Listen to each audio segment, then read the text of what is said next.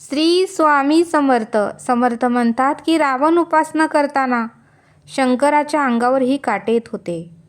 रावण उपासना करताना सुद्धा शंकराच्या अंगावर काटे येत होते. एवढी उत्तमाची आणि अंतःकरणातून रावणाची उपासना होती असं समर्थांनी आपल्याला इथे सांगितलं.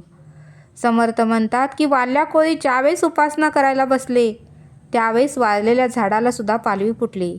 वाल्या कोळी ज्यावेळेस उपासना करायला बसले त्यावेळेस वाळलेल्या झाडासुद्धा पालवी फुटली. एवढी अंतःकरणातून त्यांची उपासना होती असं समर्थांनी आपल्याला ते सांगितलं. समर्थ म्हणतात की भक्त प्रल्हादाची ही उपासना उत्तमाची होती. मुखातून अखंड नारायण नारायण असे नामस्मरण चालू असायचे. आणि भक्त प्रल्हादाची उपासना बघूनच खांबातून नृसिंह अवतार घेऊन नारायण देवाने त्यांना दर्शन दिले असं समर्थांनी आपल्याला ते सांगितलं. आणि म्हणून समर्थ म्हणतात की आपण उपासना करताना मात्र आपण उपासना करायला बसल्यावर मात्र बहरलेले झाडसुद्धा वाळून जाते अशी आपली उपासना आहे.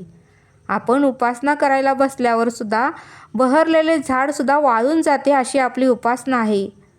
मग उत्तमाची उपासना असेल तरच फळ मिळणार. म्हणून समर्थ म्हणतात की आपली मागणी मात्र मोठी असते आणि उपासना मात्र लहान असते. आपली मागणी मात्र मोठी आहे आणि उपासना मात्र लहान आहे असं समर्थ आपल्याला ते सांगतात. आणि म्हणून समर्थ म्हणतात की सोन्याच्या दुकानात गेल्यानंतर सोन्याच्या दुकानामध्ये गेल्यानंतर 1000 रुपये देऊन आपल्याला 1 तोळं सोनं मिळेल का? सोन्याच्या दुकानात गेल्यानंतर 1000 रुपये देऊन आपल्याला 1 तोळं सोनं मिळेल का असं समर्थांनी आपल्याला ते सांगितलं. म्हणून समर्थ म्हणतात की विवेकातून घ्या.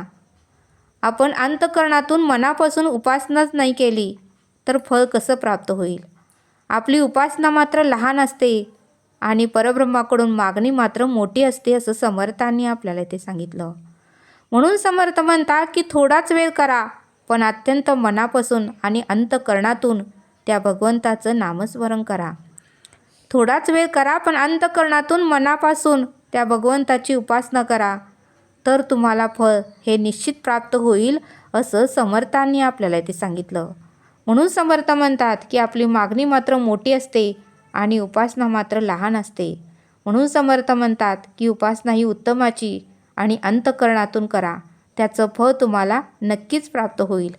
श्री स्वामी समर्थ. जय जय स्वामी समर्थ.